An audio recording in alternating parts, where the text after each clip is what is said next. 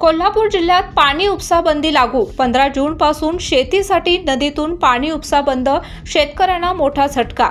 कोल्हापूर जिल्ह्यातील शेतकऱ्यांसाठी एक अत्यंत महत्त्वाची आणि चिंताजनक बातमी समोर आली आहे। प्रशासनाने 15 जून 2026 पासून नदीतून शेतीसाठी पाणी उपसा करणाऱ्यावर बंदी घालण्याचा महत्त्वपूर्ण निर्णय घेतला आहे। यावर्षी पावसाबाबतची अनिश्चितता आणि भविष्यात निर्माण होऊ शकणारी पाणी टंचाई लक्षात घेऊन पिण्याच्या पाण्याला प्राधान्य देण्यासाठी हा निर्णय घेण्यात आलाय। कोल्हापूर पाटबंधारे विभाग यांच्या कार्यकारी अभियंता ज्योती देवकर यांनी हा उपसा बंदी आदेश जारी केला असून पंचगंगा, भोगावती, दूधगंगा, वारणा, तुळशी, कासारी, कडवी, कुंभी आणि धामणी जांभळी या नद्यांच्या दोन्ही तीरावरील भागात हा आदेश लागू राहणार आहे।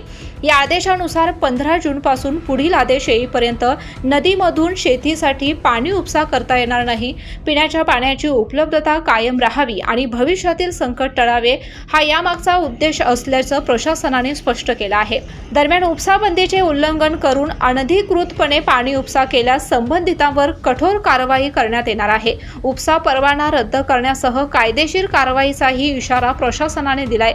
या निर्णयामुळे नदीकाठच्या अनेक शेतकऱ्यांसमोर सिंचनाचा प्रश्न निर्माण होण्याची शक्यता असून येत्या काळात याचे परिणाम काय होणार याकडे सर्वांचं लक्ष लागलं आहे। कोल्हापूर जिल्ह्यातील या महत्त्वाच्या घडामोडीबाबत तुमचं मत काय? हा निर्णय योग्य आहे का? तुमच्या प्रतिक्रिया आम्हाला कमेंट करून नक्की कळवा आणि अशाच अपडेट्ससाठी शाहू न्यूजला सबस्क्राईब करा। धन्यवाद।